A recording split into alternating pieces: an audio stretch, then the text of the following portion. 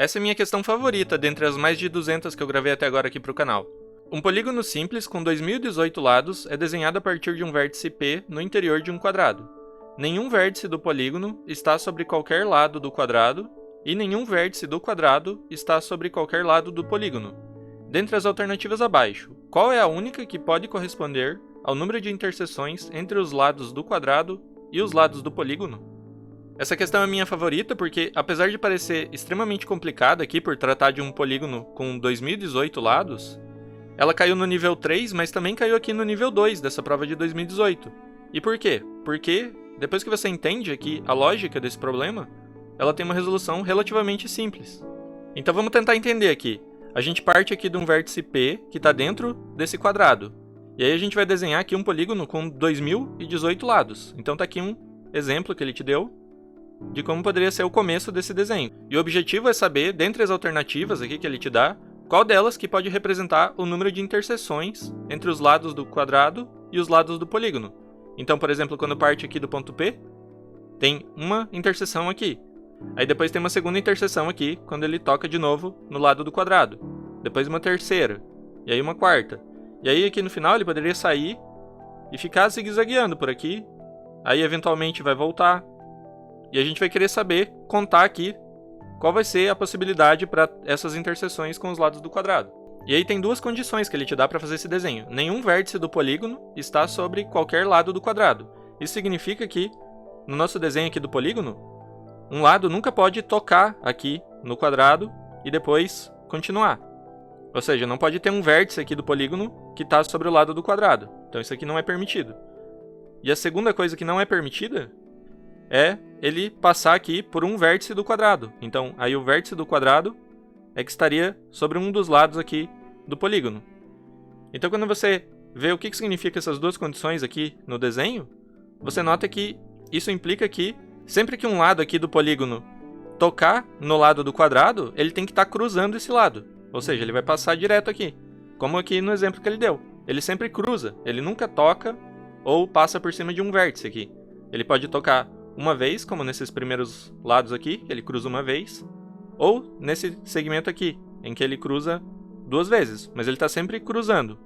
Nunca ele para sobre o lado. Então, sabendo dessas informações, como que a gente vai deduzir agora qual é aqui a única alternativa que pode representar o número de cruzamentos que faz os lados do polígono com os lados do quadrado? Então é aí que vem a grande sacada agora para resolver o problema, porque a gente viu que os lados do polígono sempre estão cruzando os lados do quadrado.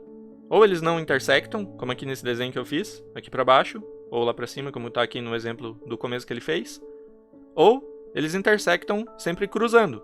E aí, se você começar a contar aqui, você nota um padrão, que é o quê?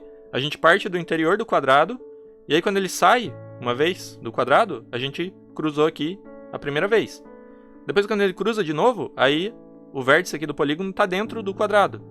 Então, quando cruza pela segunda vez com o lado do quadrado, a gente está no interior do quadrado. Aí quando cruza pela terceira vez, a gente saiu do quadrado.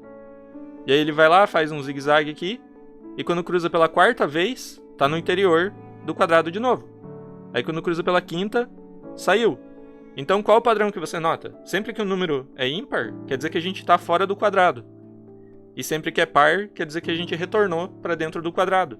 E aí a gente vai ter aqui um polígono de 2018 lados, cruzando sei lá quantas vezes aqui os lados do quadrado, mas a gente sabe que sempre que cruzar e sair do quadrado, a gente tem um número ímpar. E sempre que cruzar e entrar no quadrado de novo, a gente tem um número par. E como ele vai eventualmente se fechar aqui e voltar para dentro do quadrado, a gente começa dentro do quadrado e vai ter que terminar de novo nesse ponto P no interior do quadrado. Então, como a gente tem que terminar dentro, as únicas possibilidades que vão valer aqui pra gente são de números pares. Porque sempre que volta aqui pro interior do quadrado, o número de cruzamentos com os lados do quadrado é par. Então isso já elimina aqui todas as alternativas que são ímpares. E aí a gente fica entre duas. Ou é 816 ou 4036. Só que nota que o nosso polígono vai ter 2018 lados. Então para ele cruzar 4036 vezes, a gente teria obrigatoriamente que ter todos os lados do polígono sempre cruzando o lado do quadrado duas vezes. E isso não vai ser possível, porque o primeiro aqui que a gente parte de dentro do quadrado já não satisfaz essa condição. Qualquer segmento que a gente desenhar aqui que seja um lado do polígono, vai cruzar apenas uma vez o lado do quadrado. Então é impossível que todos os 2018 lados cruzem duas vezes. Aí a gente elimina também o 4036, ficando apenas com 816, resposta à letra A.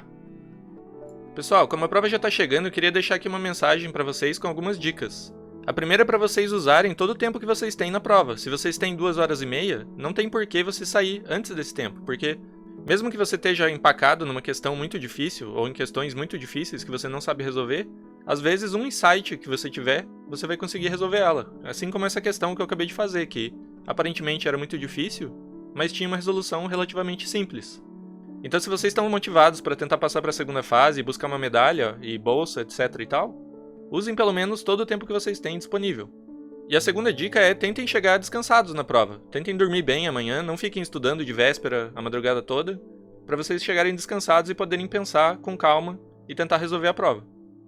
Então é isso, boa sorte para todo mundo, espero que vocês todos passem para a segunda fase e espero ver vocês por aqui de novo, estudando para a segunda fase e buscando essa medalha.